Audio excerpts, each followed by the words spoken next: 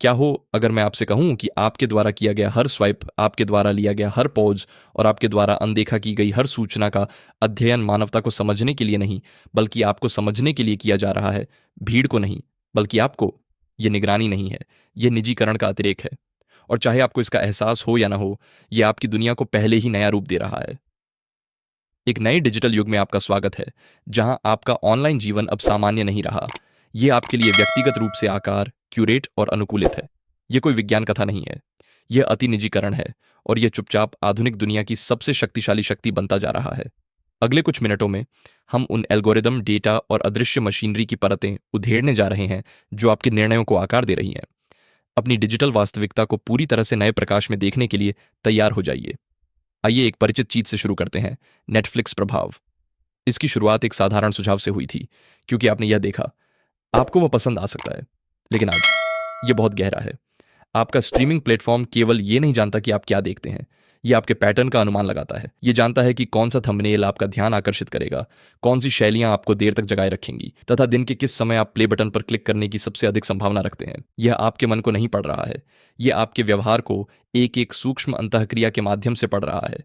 यह हमें एआई साथियों, शैक्षिक सहायता और थेरेपी ऐप्स के उदय की ओर ले जाता है, जो आपकी आवाज़, आपकी आदतों, यहाँ तक कि आपकी भावनात्मक स्थिति को भी समझते हैं। ये केवल उपकरण नहीं है, ये डिजिटल आत्मविश्वास बन रहे हैं, हमेशा मौजूद, हमेशा अवलोकन करते हुए, हमेशा सीखते हुए।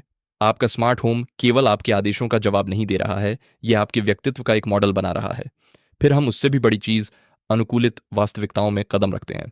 संवर्धित वास्तविकता अब आपके फ़ोन पर एक नवीनता फ़िल्टर नहीं है, यह आपके द्वारा देखी जाने वाली दुनिया को आकार दे रही है। कल्पना कीजिए कि आप एक सड़क पर चल रहे हैं, जहां आप और आपके बगल वाला व्यक्ति पूरी तरह से अलग अलग विज्ञापन, अलग अलग सिफारिशें, यहां तक कि आपकी प्रोफाइल के लिए तैयार की गई अलग अलग जानकारी देख रहे हैं। जब वास्तविकता व्यक्तिगत हो जाती है तो सच्चाई खंडित हो जाती है। लेकिन यह सब उस ईंधन के बिना नहीं होता है जो इसे चलाने वाला सारा डेटा है, भारी मात्रा में। अदृश्य डेटा धाराएं हर सेकंड आपके उपकरणों से प्रवाहित होती हैं। आपकी स्मार्ट वॉच आपकी हृदय गति भेजती है, आपका फोन आपका स्थान भेजता है, आपका ब्राउजर आपको बताता है कि आपने क्या रोका, क्या छोड़ा और क्या क्लिक करने वाला था। हर छोटी सी हरकत एक डेटा पॉइंट बन जाती है, और ये सब मिलकर आपका एक ऐसा रूप बनाते हैं जो बेहद सटीक होता है। यहीं पर पूर्वानुमानात्मक विश्लेषण की भूमिका आती है।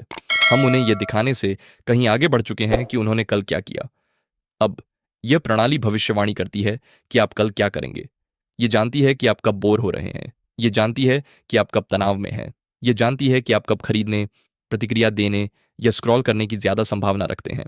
सुझाव और प्रभाव के बीच की रेखा खतरनाक रूप से पतली हो जाती है, और यह सब गोपनीयता के विरोधाभास की ओर ले जाता है। हम कहते हैं कि हमें अपने डेटा की परवाह है, फिर भी हम सुविधा के लिए अपनी गोपनीयता का त्याग करने को तैयार हैं। हम व्यक्तिगत फीड, क्यूरेटेड विज्ञापन, कस्टमाइज्ड ऑफर स्वीकार करते हैं, अक्सर बिना दो बार सोचे। सच्चाई असहज है। हम निजीकरण तब भी करते हैं जब इसकी कीमत हमारी स्वायत्तता को चुकानी पड़ती है, और यह वैश्विक अर्थव्यवस्था को बदल रहा है।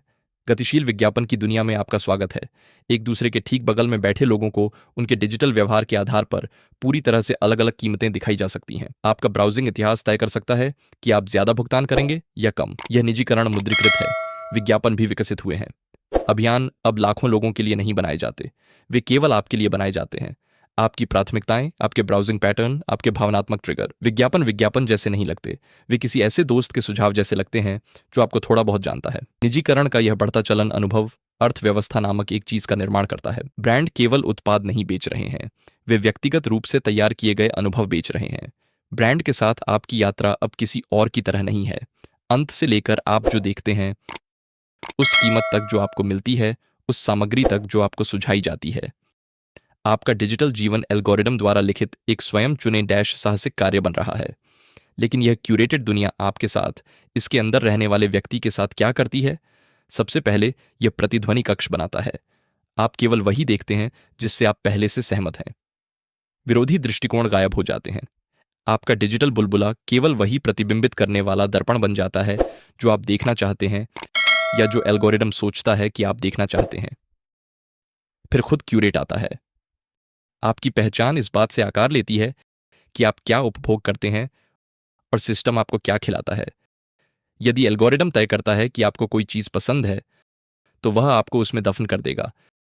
लेकिन पर्दे के पीछे हम व्यक्ति नहीं हैं, हम डेटा सेट हैं, हम प्रोफाइल हैं, हम पैटर्न हैं, हम श्रेणियां हैं।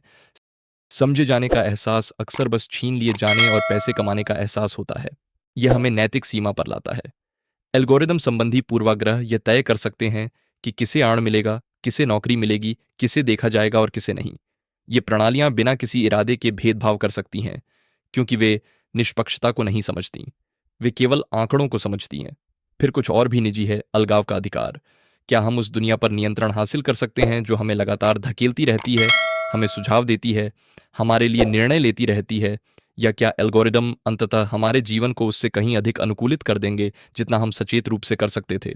तकनीक अच्छी या बुरी नहीं है, ये एक उपकरण है, लेकिन यह उपकरण अब समाजों, अर्थव्यवस्थाओं, रिश्तों और पहचानों को आकार दे रहा है। अतिवैयक्तिकरण में अविश्वसनीय क्षमता है। यह हमें सशक्त बना सकता है, यह हमारा समर्थन कर सकता है, लेकिन यह हमें अपनी प्राथमिकताओं के अदृश्य पिंजरों में भी फंसा सकता है। तो असली सवाल यह नहीं है कि क्या अतिवैयक्तिकरण भविष्य है, यह पहले से ही है।